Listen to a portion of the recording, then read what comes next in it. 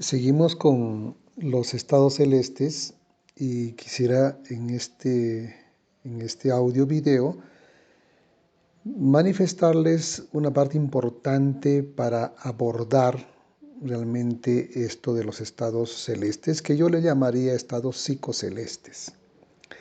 Y es lo que se sabe sobre el determinismo. Llamaríamos un determinismo instintivo. ¿Para qué enlacemos al hombre con el cosmos?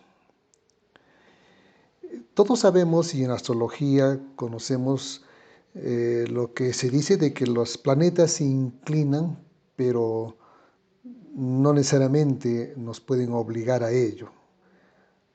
Porque se dice que un adagio me parece Santo Tomás de Aquino, que el sabio reina sobre sus estrellas y que el ignorante es dominado por ellas. Pero si los planetas con los signos nos inclinan hacia algo, es porque realmente son parte de la naturaleza humana. Eso hay que comprenderlo así.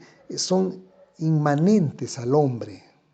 Es por eso que los planetas nos pueden inclinar hacia una actividad, una acción o una idea.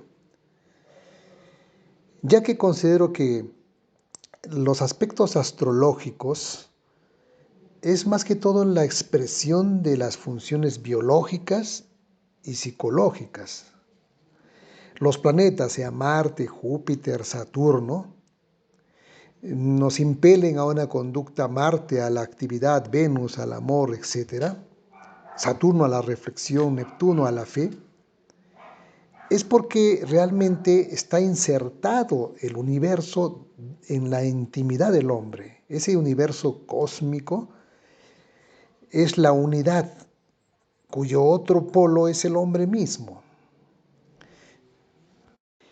Y por eso hay que considerar de que las raíces de este determinismo astrológico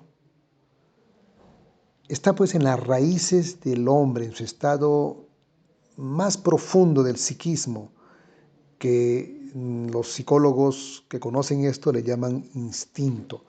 Entonces, las raíces del determinismo astrológico está, vuelvo a repetir, en la parte más profunda del psiquismo del hombre, que es los instintos. Y por ahí vamos a entrar a entender esto de los estados celestes.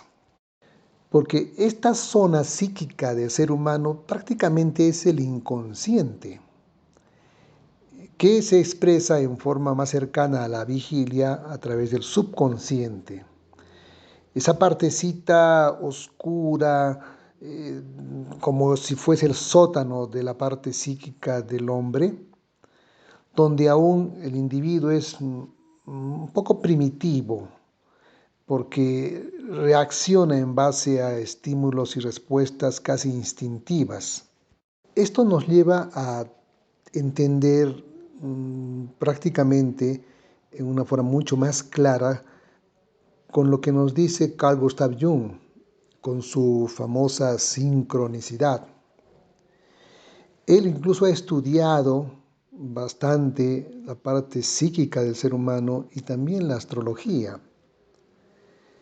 Él concluye que el conocimiento psicológico nos puede dar una profunda explicación del hecho astrológico, porque él menciona que todo sucede como si el tiempo, lejos de ser una forma de abstracción, es como una continuidad, dice él, concreta, que contiene cualidades y condiciones simultáneas y que se manifiesta de diferentes formas, a veces inexplicables, pero de una forma clara, en donde hay concordancia en las ideas y en los pensamientos y se expresa en lo simbólico.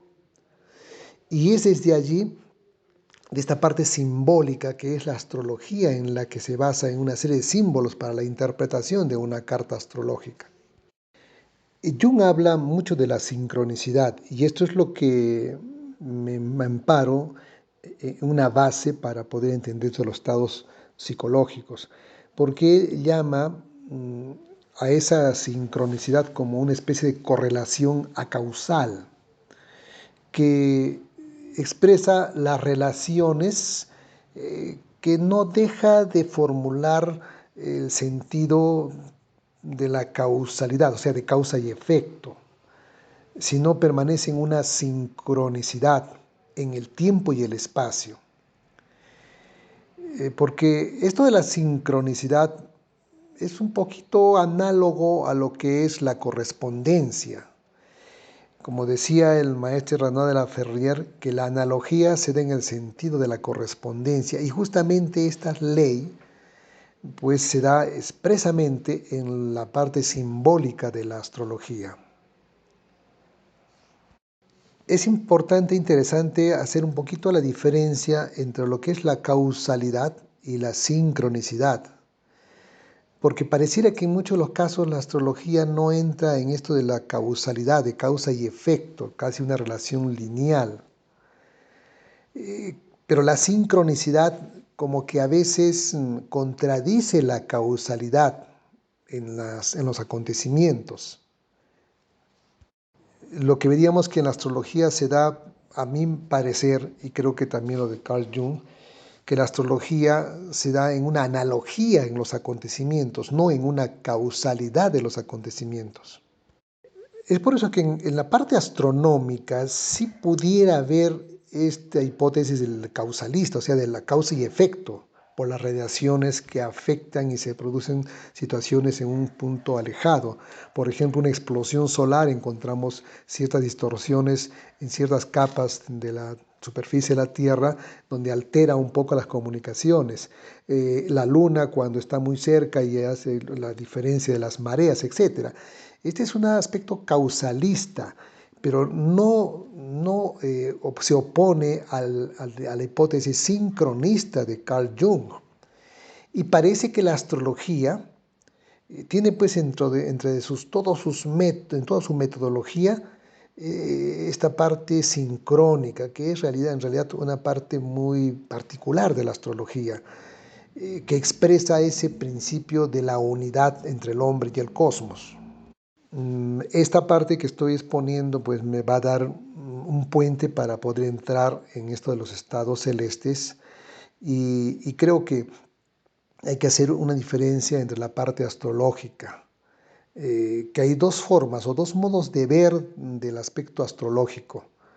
Una visión en sucesión, que podría decirse causalista, más aplicada a la astronomía, y una visión simultánea, sincrónica, que sería más aplicado a la astrología.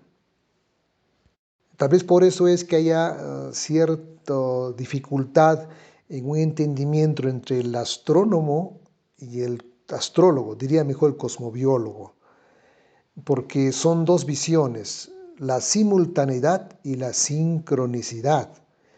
Es que el universo actúa como la partícula y la onda en conjunto. Por eso de que la astrología y la astronomía tienen que ser hermanas. Una da la base, digamos, anatómica y la otra la parte fisiológica. Lo causal y lo sincrónico tienen que ir de la mano para entender el hecho astrológico.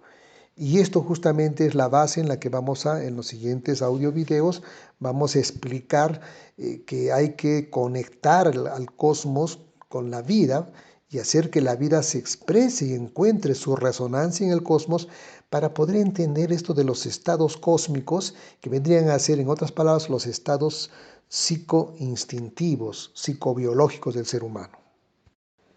Seguimos con los estados